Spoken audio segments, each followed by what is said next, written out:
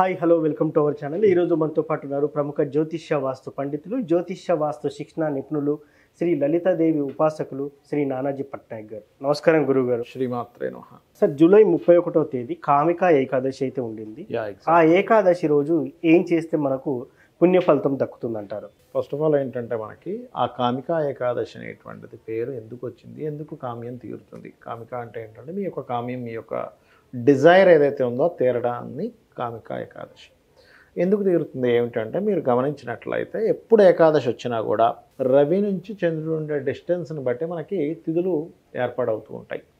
రవి నుంచి చంద్రుడు 5th ఆస్పెక్ట్లో కానీ 11th కానీ ఉంటాడు. అంటే 5వ స్థానాల్లో కానీ 11వ స్థానాల్లో కానీ ఈ స్థానాల్లో ఉన్నప్పుడే మనకి ఏకాదశి ఏర్పడుతుంది. గమనించినట్లయితే మనకు లాస్ట్ టైము ఏకాదశి వచ్చినప్పుడు రవి నుంచి పంచమంలో ఉన్నాడు చంద్రుడు. ఇప్పుడు ఏకాదశి వచ్చినప్పుడు వృషభ రాశిలో రోహిణీ నక్షత్రంలో ఉంటాడు. ఈ రోహిణీ నక్షత్రంలో సింగిల్గా ఉండడం వేరు, గురువుతో కలిసి మరియు కుజుడితో కలిసి 2 యోగాలు కూడా కలిగి ఉన్నాడు ఆ రోజు. ఒకటి గజకేసరి యోగంలో ఉన్నాడు ఆ రోజు చంద్రుడు, రెండవది చంద్రమంగళ యోగంలో ఉన్నాడు. అంటే కామికా ఏకాదశితో పాటు గజకేసరి చంద్రమంగళ యోగము ఆత్మకారకుడైన రవి కర్కాటక రాశిలో ఉండగా 11వ స్థానం ఈ యొక్క కాంబినేషన్ ఏర్పడింది. ఎప్పుడైనా సరే ప్లాంటరీ పొజిషన్స్ కనుక ఒక మంచి పొజిషన్లోకి వెళ్ళినప్పుడు మనం చేసే ప్రయత్నం పాజిటివ్గా ఫలిస్తుంది. దీనికి మనకి చాలా విషయాలు మనకి రామాయణ మహాభారతాల్లో కనుక చూసుకున్నట్లయితే భీష్ముడు కానీ మనకి రకరకాల క్యారెక్టర్స్ ఆకాశంలో ఉండేటువంటి గ్రహాల యొక్క స్థితిని చూపిస్తూ మాట్లాడిన సన్నివేశాలు కొన్ని ఉంటాయి. గ్రహాలని పాపకత్తిరిలో ఉన్నాయి, శుభకత్తిరిలో ఉన్నాయి, ఇటువైపు ప్రయాణం చేస్తున్నాయి కాబట్టి ఇప్పుడు ఒక మంచి శుభ సూచన కలగనుంది, ఇలాంటి నిమిత్తాలు ఇలా కనబడుతున్నాయి, అగ్నిహోత్రాలు సడన్గా ఉన్నట్టుండి జ్వలనం అనేటువంటిది పెరిగింది, నక్కలు అరుపులు వినిపిస్తున్నాయి, ఇట్లాంటివి ఉంటాయి మనకి రామాయణ మహాభారతాల్లో చూసినట్లయితే. అప్పుడు ఏమిటంటే ఒక శుభశకునాన్ని ఒక అశుభశకునాన్ని మనం వాళ్ళు ముందుగా కనిపెట్టి ఇక్కడ ఏదో జరగబోతుంది మీకు. ఎందుకంటే మహాభారతంలో కూడా ద్రౌపదిని ఆ యొక్క సభకు తీసుకొచ్చి వస్త్ర సంబంధించినటువంటిది అటువంటి చర్య చేసినప్పుడు ఏమవుతుందంటే అప్పుడు కొన్ని దుశ్శకునాలు కనిపిస్తాయి. కనబడ్డప్పుడు చెప్తారు, చెప్పినప్పుడు బాబా ఇదేదో కొంపములిగేలా ఉందని మళ్ళీ 2 వరాలు ఇచ్చి వాళ్ళకి వచ్చేలా చేస్తాడు ధృతరాష్ట్రుడు. అలా ఏంటంటే ఎప్పుడైనా శుభగ్రహ సంబంధాలు ఏర్పడినప్పుడు కొన్ని ఏకాదశులు వచ్చినప్పుడు కొన్ని తిథులు లేకపోతే కొన్ని యోగాలు ఏర్పడినప్పుడు ఆ రోజు చేసేటువంటి పూజా ఫలితము మీకు ఆ రోజు కంటే కూడా 1 కోటి రెట్లు ఫలితం వచ్చేలా ఉంటుంది. ఇప్పుడు కామ్యంగా మనం సహజంగా ఏం చేస్తాం, కామ్యంతో మనం ఏదైనా ఒక పూజ చేస్తాం. ఉండాలి మనిషికి, కామ్యం లేకపోతే చప్పగా ఉంటుంది లైఫ్ అనేది. అయితే మీరు ఏదైనా పూజ చేసినప్పుడు భగవంతుడికి ఆ ఫలితాన్ని పరమేశ్వర ప్రీత్యర్థం అంటారు. అంటే పరమేశ్వరుడు ప్రీత్యర్థం కోసం నేను చేశానని అతనికి ఇచ్చేస్తే అతను మనకేం కావాలో మనకి ఇస్తాడు. ఆ రకంగా ఏకాదశి నాడు ముఖ్యంగా ఏకాదశికి ఏంటంటే ఉపవాసం చాలా ముఖ్యమైనటువంటి అంశం. ఏ పూజ చేసినా మీరు ఉపవాసం ఉండాల్సిన పని లేదు, కానీ ఏకాదశికి 100% ఉపవాసం ఉండి తీరాలి. అయితే దీనికి ఎగ్జామ్షన్ ఏంటి, చిన్నపిల్లలు అక్కర్లేదు, చదువుకునే పిల్లలు అక్కర్లేదు, ముసలి వాళ్ళు అవసరం లేదు, రోగస్తులు అక్కర్లేదు, రోగగ్రస్తులు ఉన్నారు ఉండక్కర్లేదు, ముసలి వాళ్ళు ఉండక్కర్లేదు, ఏజ్డ్ పర్సన్స్ 60-70 ఏళ్ళు ఉంటాయి వాళ్ళు ఉండకూడదు. ఎందుకంటే వాళ్ళకి డైజెషను అనవసరం ఇబ్బంది ఎందుకు అట్లా అనమాట. లేదంటే నేను ఉండగలను, నేను ఫిట్గా ఉన్నాను, ప్రాబ్లం లేదు అనుకునే వాళ్ళు మాత్రం ఖచ్చితంగా ఉండి ఏకాదశి వ్రతం చేయాలి. అయితే ఏకాదశి వ్రతంలో ఉదయం నిద్రలేచి సహజంగా మీ యొక్క పూజాది కార్యక్రమాలు ఏవైతే మనకి సంధ్యావందనం ఏవైతే చేసేసుకున్న తర్వాత విష్ణువుని ఆరాధించే ముందు శివుణ్ణి ఒక్కసారి తలుచుకొని విష్ణువుని ఆరాధించడం, విష్ణు సహస్రనామాలు చదవడము, స్వామివారికి పంచోపచారాలతోనో షోడశోపచారాలతోనో ఈ యొక్క పూజాది కార్యక్రమాలు చేసిన తర్వాత మీరు చేయవలసింది ఏమిటంటే ఇక్కడ పర్టికులర్గా ఈ కార్యక్రమం తర్వాత మీకు కనుక వీలుంటే శివాలయానికి వెళ్ళి శివునికి ఒక చెంబు నీళ్ళు పోసి అక్కడ విష్ణునామాన్ని కనుక స్మరించినట్లయితే శివానుగ్రహం కూడా కలుగుతుంది. శివానుగ్రహం కూడా కలుగుతుంది. అయితే ఈ ఏకాదశి పఠించడం వల్ల ఏమిటండి అసలైన బెనిఫిట్ అంటే, మీరు ఎప్పటి నుంచో కొన్ని డిజైర్స్ ఉంటాయి, ఎంతో ప్రయత్నం చేస్తుంటారు ఒక ప్రాజెక్ట్ గురించనో లేకపోతే ఒక బిజినెస్ గురించనో లేకపోతే జాబ్లో ప్రమోషన్స్ అనో లేకపోతే లైఫ్లో ఎదగలేకపోతున్నాం అంటుంటారు చూసారు, లేదా బోల్డ్ అప్పులు పాలైపోతాయి, అప్పులు తీరడంనో ఇటువంటివన్నిటికీ కూడా ఈ శుభగ్రహాలు ఏవైతే అంటే ఇక్కడ యోగం కలిగిన గ్రహాలు, శుభగ్రహం వేరు, పాపగ్రహం వేరు, యోగం కలిగిన గ్రహం వేరు, అవయోగాన్ని కలిగించే గ్రహం వేరు.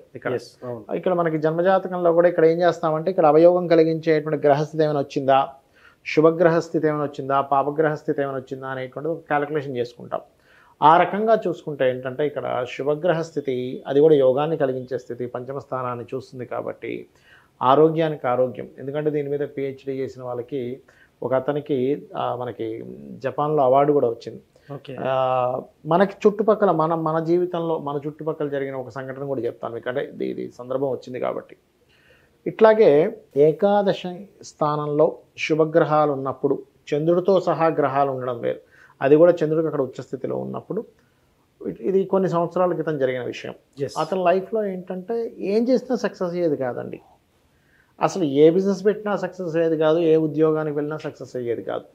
ఎందుకు అలా అవుతుంది ఎవరి జన్మ జాతకంలో అంటే దారిద్ర స్థానము అంటారు. దారిద్ర స్థానం కానీ పూర్వజన్మ కర్మస్థానం కానీ బాగా పాడైపోయింది అనుకోండి, అదేమైపోతుందంటే వాళ్ళు ఏం చేసినా కలిసి రాదు. అది ఎంతో మంచి యోగం ఉన్న సమయంలో మీరు పూజ చేస్తే తప్పితే అది పోవడము, నార్మల్ టైంలో అయితే రాదు అది. అలాంటప్పుడు అతను యాక్చువల్గా నాకు డైరెక్ట్గా జాతకం చూపించుకోవడానికి రాలేదు, వాళ్ళ ఫ్రెండ్తో కలిసి వచ్చాడు ఆ వ్యక్తి. ఓకే.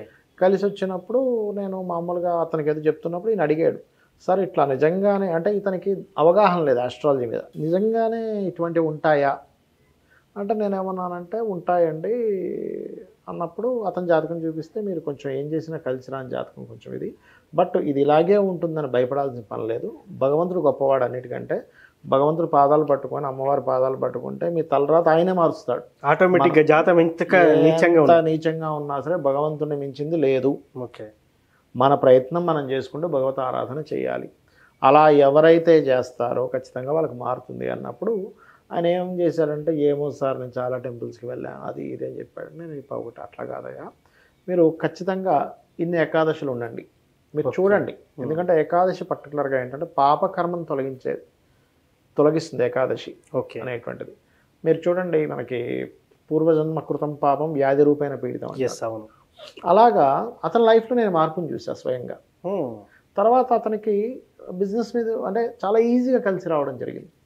అట్లా ఏంటంటే మనం కొన్ని తిథులు ఉంటాయి, కొన్ని యోగాన్ని కలిగించే గ్రహస్థితి ఉంటుంది. ఈ గ్రహస్థితి ఉన్నప్పుడు ఏంటంటే పర్టికులర్గా కామ్యము నెరవేరుతుంది. అయితే ఏంటి, పరిపూర్ణమైన విశ్వాసంతో చేయాలి.